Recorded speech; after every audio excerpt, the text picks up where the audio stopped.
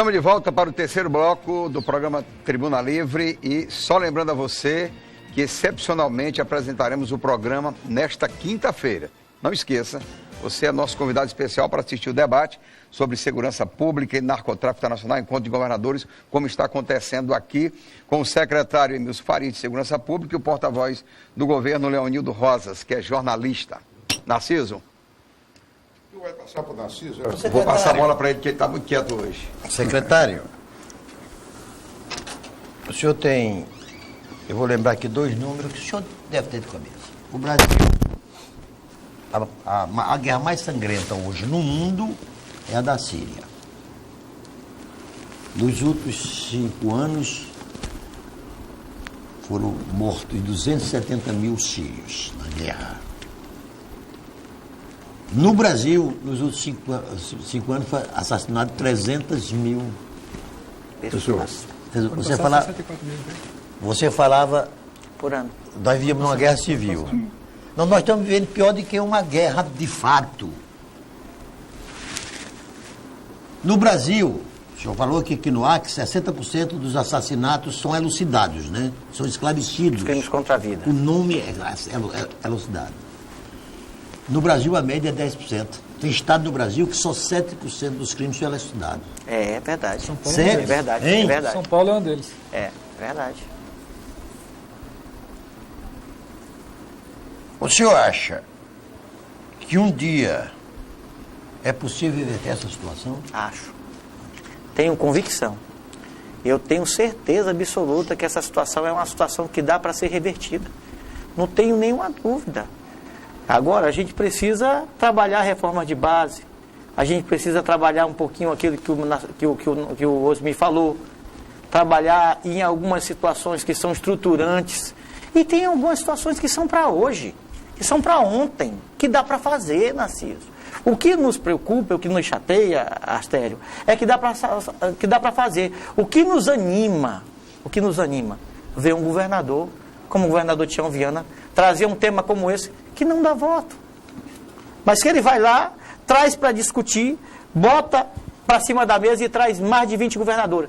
Se a gente não apontar as soluções, Narciso, como estamos apontando os caminhos, soluções não, caminhos, talvez a gente não resolva o problema, mas estamos apontando caminhos de maneira objetiva, a gente vai permitir que nesse país surjam os oportunistas de extrema direita que comecem a resolver o problema grave como esse da população brasileira me desculpe a figura de linguagem, com um único disparo, achando que consegue resolver um problema complexo como esse, com a solução simplista. Isso nós já vimos na Alemanha de Hitler, nós já vimos lá na Espanha de Salazar, nós já vimos lá no Chile de Pinochet, e esse tipo de coisa a gente não pode permitir. É por isso que esse problema tem que ser trazido para cá, para cima, debatido à exaustão e apontado caminhos, porque tem muitos caminhos e muitas situações que podem ser avançadas. O Acre é um estado pequeno. Se você, quando a gente vem de avião, a gente sobrevoando parece um bairro, né?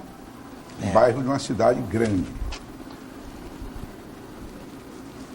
Eu acho que o uso da inteligência, a inteligência policial, os meios, o mecanismo de detectar em que bairro teria implantado, quais são os meios que hoje nós temos de uso da inteligência, que hoje, para mim, do meu ponto de vista leigo, nessa área, para mim é o principal ponto, Narciso. Que hoje não se trabalha como no passado, que a gente chamava o seu Manuel, que era policial, ele ia... Não, hoje tem que ter os meios de controle disso. Quais são os meios que hoje nós temos no Acre? No Acre nós temos uma inteligência eficaz, uma inteligência forte. Não tem como pensar em polícia sem pensar em inteligência e tecnologia. Isso. Ou pensa em inteligência e tecnologia, ou vai pensar em outra coisa que não polícia. Só que essa é uma situação que eu volto a insistir. Nós não temos como ser igual à União Soviética da época da Guerra Fria, que baixa uma cortina de ferro em cima do Acre e o Acre passa a ser um ser fora do restante do mundo, fora do restante de tudo, fora do contexto. Então a nossa inteligência tem limitações, Osmi. Por isso que nós trabalhamos a inteligência, nos antecipamos a inúmeras situações e vocês não queiram ter ideia de quantas situações nós nos antecipamos todos os dias. Às vezes na madrugada tem situação que a gente se antecipa e evita que ocorresse um mal maior. Mas nós temos outros estados que não comunicam com a gente. É por isso que a gente está discutindo e está dizendo que tem que ter uma base única, uma troca de informação. Eu preciso dialogar com os outros estados. Eu preciso saber como é que Minas Gerais está. Eu preciso saber como é que está o Peru e como é que está a Bolívia do ponto de vista de ABIN, do ponto de vista de Itamaraty. Eu preciso discutir política pública de segurança. Existe alguma coisa com o hoje? Peru, com a Bolívia. Eu não posso, o Estado brasileiro, dar as costas para os meus vizinhos. Eu tenho que encontrar com eles. Tem lugar que a base da economia é entorpecente. E a gente não está discutindo isso. Mas há uma integração, pergunta o seguinte, há uma integração, por exemplo, eu cheguei lá em São Paulo, aí eu cometi um crime. Eu estou muito velho para isso, mas vamos dizer que cometi um crime. Aí o cara chega lá no computador, pá, puxa o nome do Osmi. Existem esses dados nacionais para puxar de cada cidadão? Se o Osmi lá em São Paulo passear pela rua e não cometer nada, a não ser que o Osmi vá cair numa delegacia por um acidente de trânsito, alguma coisa parecida, vai ter. Mas fora disso, olha como a inteligência aí em nível nacional está deficitária. Aí em nível nacional está deficitária. Aí é que eu digo que falta mais investimento. Segurança pública é caro. É caro. Custa muito. Né? Custa muito. Então, para a gente colocar a segurança na prioridade, tem que ter um certo desembolso. E a gente não dá para imaginar, Osmi, que a gente fique hoje imaginando que só os estados brasileiros vão resolver esse problema aqui. Só os não vão. Secretários, aos dois. Pode deixar o Léo responder inicialmente, porque ele está muito calado. Eu acho que... Eu estou aprendendo aqui com o Emílio. Não, aqui uma aula de segurança. O tema é segurança. Eu acho que o Léo não está hoje aqui como porta-voz, não. Está como ouvinte do governo. Com certeza. Ouvidor do governo. Ô, secretário, eu peguei o orçamento do ano passado, o orçamento da União do ano passado, eu comecei a analisá-lo a um item por item do orçamento. O desse ano, eu já estou começando a analisar. O do ano, eu quero reportar do ano passado, e o que desse ano é pior. Pior. Você pega do orçamento de 3 trilhões de reais, que foi o orçamento da União do ano passado, 50% dele, metade do orçamento do ano passado, é gasto com 2 itens apenas: pagamento do serviço da dívida e déficit da Previdência. 27% serviço da dívida e 22% com a nossa dívida vai aumentar, logicamente esse percentual da dívida também vai aumentar. E a Previdência também vai aumentar. Da Previdência vai aumentar. Aí quando você olha, transferência para os estados e municípios, para os estados e municípios, os 27 estados e os 5.500 municípios, olha, 12%. Olha, os estados e municípios são assistidos por 12%. Né? Aí você vê, educação 5%. Saúde 5%. Justiça 3%.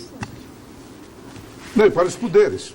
Hein? E para os poderes. Não, mas e se tivéssemos investimento mais em educação, mais em saúde? Reduziu ciência e tecnologia. Sim. Um país que não investe em ciência e tecnologia não pode ser levado a sério. Sabe quanto é não pode ser levado a sério. Sabe quanto é o percentual do orçamento desse ano em ciência e tecnologia? 0,3%.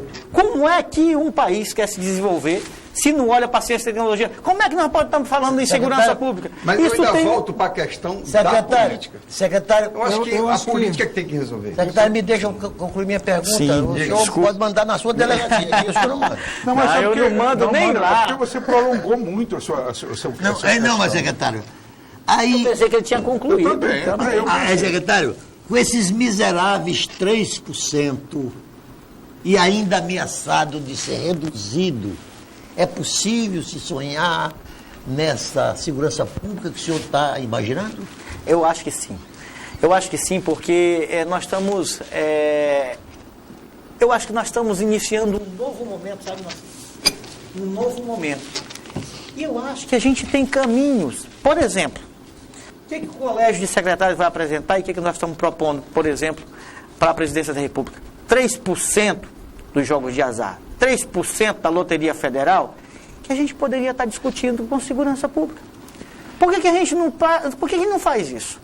3%, Astério, da Loteria Federal para os estados, para poder trabalhar a segurança pública.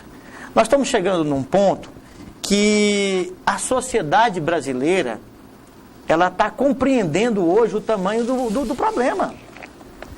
O que faz com que 22 governadores venham até o estado do Acre, com 0,8% do PIB do Brasil, para discutir um tema de uma envergadura dessa? Agora, o que a gente precisa fazer e sair daqui? Eu não acredito, Osmi, eu não acredito de maneira nenhuma, Narciso, que o presidente vai vir até aqui e não vai sair daqui dizendo alguma coisa. Eu vi ontem na página Rodrigo Maia, presidente da Câmara, eu vi ontem na página dele, ele colocando que está reunido com notáveis do direito, entre eles Alexandre de Moraes, para até junho do ano que vem, aprovar uma proposta legislativa de alteração penal no que diz respeito à organização criminosa na fronteira. Opa, já começou a fazer efeito o nosso encontro. Já começou a dar resultado. É por isso que eu acredito. Agora, se a gente deixar o problema aqui embaixo e não debater, e não trouxer para cá, e não começar a discutir, vocês são 2 constituintes, e sabe que a partir dessa discussão, e olha, e não tem nenhum romantismo nisso, não. Vocês já fizeram essa proposta ao governo federal, desse percentual? Dos 3%? Dos 3%? Não. Ainda Essa não. é uma proposta que nós vamos estar apresentando. Vamos estar apresentando. Mas já chegou aos ouvidos dele, certamente, né? Porque senão não estaria já... Acredito que sim. Eu não acho, Narciso, que o presidente venha até aqui e não vá dizer, olha, a partir de agora nós vamos tratar assim. Ou alguma coisa tem que ser falada. Claro. Alguma coisa tem que ser dita. Eu imagino que o presidente do STF vai vir aqui e alguma coisa vai ter que dizer. Eu imagino que quem vem aqui... Ninguém vem só fazer discurso. Olha, vocês estão... Quanto tempo que vocês ouvem discurso? Eu imagino que faz tanto tempo que vocês ouvem discurso. Então, ninguém quer mais ouvir isso. A gente está aqui promovendo esse encontro, o governador Tião Viana está promovendo esse encontro aqui, no dia 27, porque é encontro com a agenda do futuro. Eu, da minha parte, sabe, Osmi, da parte do governador Tião Viana, a gente tem dado a vida para defender as futuras gerações. E é isso que a gente tem feito. É por isso que, sem nenhum romantismo, eu acredito, por tudo que eu estou falando e apontando aqui caminhos, eu não estou com proselitismo, eu estou dizendo assim, dá para fazer isso, dá para fazer isso, dá para fazer isso. Eu sei que o problema está posto, mas nós estamos aqui apontando caminhos para a segurança pública do Brasil, de maneira objetiva e de maneira clara. Eu falei de uns 5 situações aqui que a gente pode, por uma decisão política, como diz o Astério, promover essa mudança. O que você tem a dizer sobre isso? Ainda tem alguma coisa a dizer depois de tudo isso? Léo, as eleições de 2018 vai ser um marco, um divisor de águas com o presidente democrático nessa luta contra eu só queria retomar um pouco a questão da inteligência, né, que eu acho que essa semana nós prendemos mais de 130 pessoas e deve-se muito ao trabalho da nossa inteligência. Nós somos a polícia que mais prende, o Estado que mais prende graças ao serviço da inteligência. Mas isso não é suficiente. E nessa carta do Acre que será enviada, também é uma proposta de um pacto emergencial da liberação de 100 milhões para os estados, para que os estados possam atuar dentro das penitenciárias e atuar nos serviços de inteligência, com a liberação a partir de janeiro do ano que vem, para não impactar no orçamento desse ano. Então, as propostas objetivas dos governadores serão feitas. E quanto à questão do processo democrático, que vai escolher, com o trocadilho que você falou, um marco no processo democrático do ano que vem, eu acho que nada mais do que um governo legitimamente eleito pela população do Estado para promover as reformas e ter a credibilidade do país, né? Para promover as reformas e ter a credibilidade do voto. Esse sim é o soberano, é o que deve determinar o futuro de uma nação. Eu não vamos entrar na área política, já está concluindo. Porque nós já estamos concluindo o programa. Você ainda tem um minuto. Um minuto? Meio minuto. Secretário, eu vou fugir um pouquinho dessa pauta aí. Espera aí, Osmi. Bota quente, Osmi. Não, absolutamente. Eu quero ver o seguinte... política, quando não é me dá política. uma folga assim da segurança, eu dou até uma respirada. Como é que está a questão da Pré-candidatura. sua pré-candidatura? Os jornais têm publicado que o seu nome será lançado, eventualmente, como candidato a vice. Poderia adiantar alguma coisa nesse particular? Não, como eu vim aqui da outra vez, eu estou absolutamente tranquilo. Desses 4 pré-candidatos que o governador Tião Viana levou, conduziu, aí de Marcos Alexandre, que tem a envergadura que tem, de Nazaré, que tem sensibilidade à flor da pele, do Daniel Zen, que tem o cabedal de conhecimento numa área sensível como a educação e que é o futuro de qualquer nação, eu acho que eu fui o que mais aprendi. Sabe? Eu nasci para puxar a enxada, vim lá de Chapuri, estou sendo lembrado pelo suprassumo da democracia, que é só a democracia que é capaz de fazer isso, e lembrar de uma pessoa que veio lá de Chapuri para estar entre 4 pessoas dessa envergadura, fazendo um debate maduro, inteligente e ético. Eu só estou agradecido por tudo isso. Quando o governador, que é quem conduz o processo, lançar e disser que a chapa vai ser dessa ou daquela forma, eu acho que eu contribuí da melhor maneira, ajudando com o tema da segurança e outros santos, e esse mosaico fez com que a população do Acre, eu acho que tenha um candidato. Eu gostaria de contribuir candidato. Mas as boas... Eu tenho notícia boa, informação de As boas e ou as mais línguas, ou as duas juntas, diz que essa tranquilidade do secretário é porque ele está numa zona de conforto tão grande que... Não, Narciso, sabe por que é? É porque eu sou acostumado com crise.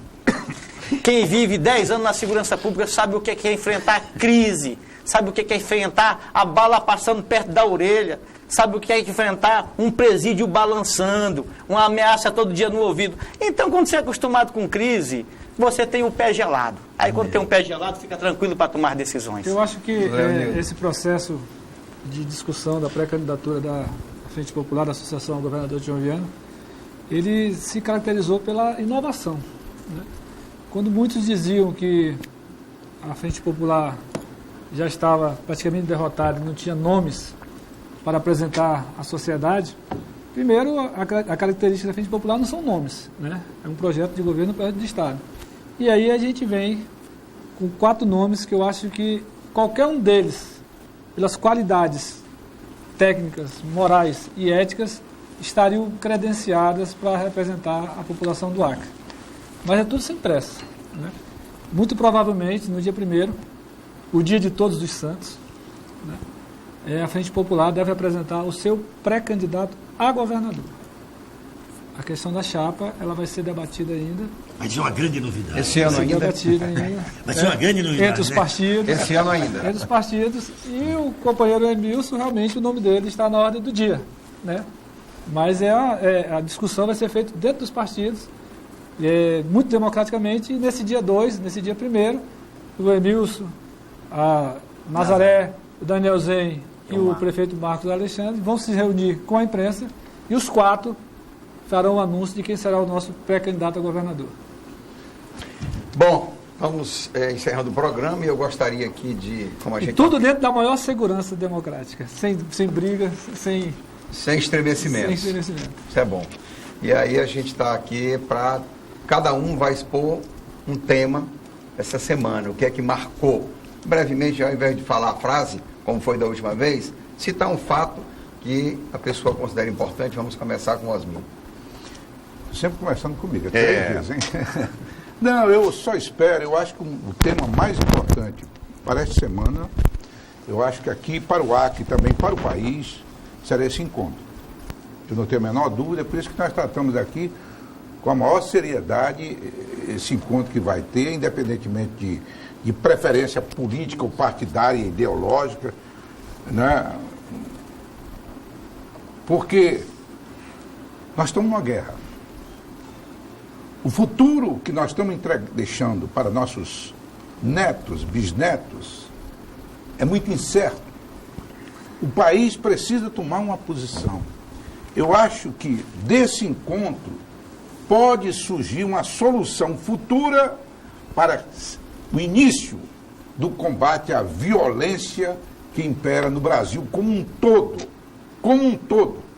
O Brasil está perdendo na economia, está perdendo no turismo, está perdendo não só em vidas, perdendo em tudo, socialmente, em tudo. E então eu espero, sinceramente, que esse encontro seja de pleno êxito, não só para o Acre, mas para o Brasil. Secretário, um fato que... Eu não posso de maneira nenhuma ser incoerente com a minha... Eu vou aqui seguir o relator.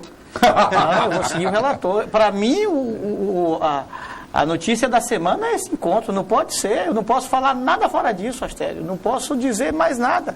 Para mim, esse encontro é um marco histórico na vida nacional. Nós, daqui a pouco, daqui a alguns anos, vamos olhar para trás e vamos verificar o dia que nós participamos e fizemos no dia 27 de outubro de 2017, em Rio Branco, capital do Acre, esse encontro de governadores para discutir o futuro da segurança pública do Brasil. Histórico. O Rio de Janeiro perdeu de março, o Narciso que gosta de dado, de março até maio, 370 milhões em turismo em razão da violência e da criminalidade.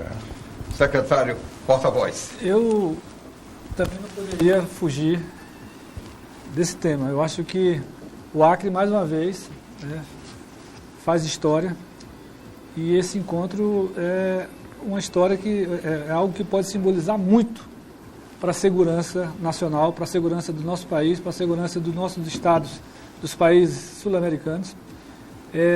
A construção de uma relação e uma demonstração que, pela democracia, a gente pode conseguir tudo, rompendo com as divergências ideológicas, partidárias e até mesmo pessoais, para que a gente tenha um compromisso com aquilo que é mais importante, que é o futuro do nosso país. Somente o consumo de drogas, segundo a Organização Mundial de Saúde, mata em torno de 500 mil de pessoas por ano. Nos Estados Unidos, onde o combate também é efetivo, em torno de 60 mil pessoas morrem por ano de overdose. Então, acho que os países desenvolvidos têm essa dificuldade. Imagina nós que estamos aqui no Acre, na biqueira da fronteira, nos nossos 22 municípios, todos eles fazem fronteira com os países, as dificuldades que nós temos para enfrentar, para combater, e nós não teríamos condição nenhuma, por mais eficientes que sejamos, de superar e vencer esse desafio do narcotráfico, que é uma emergência nacional e será debatido com o tamanho que ele merece pelas autoridades brasileiras, pelas autoridades desse país e de países sul-americanos. Narciso. Bom, eu concluo. Eu tenho muita a minha visão olhada para a situação fiscal do país, a situação fiscal do Estado do Acre, a situação fiscais dos municípios. E me preocupa profundamente saber que o cidadão contribuinte do Brasil é o único que trabalha para o governo sem prestar concurso. São 70 milhões de contribuintes e o que é arrecadado não está dando para cumprir o que o Estado, que se imagina provedor, porque também foi um vício muito grande, né, secretário? É uma tese de um cientista americano sobre o Brasil, que é uma demanda do Estado muito alta. O Estado, os políticos demagogos, populistas, irresponsáveis. Eu concluo só com o exemplo dos países nórdicos. Quando começaram a descobrir as suas riquezas petrolíferas e começou a surgir os bilhões de dólares, o que foi que seus governos fizeram? Não, esse dinheiro não é permanente. Então vamos pô-lo num fundo soberano.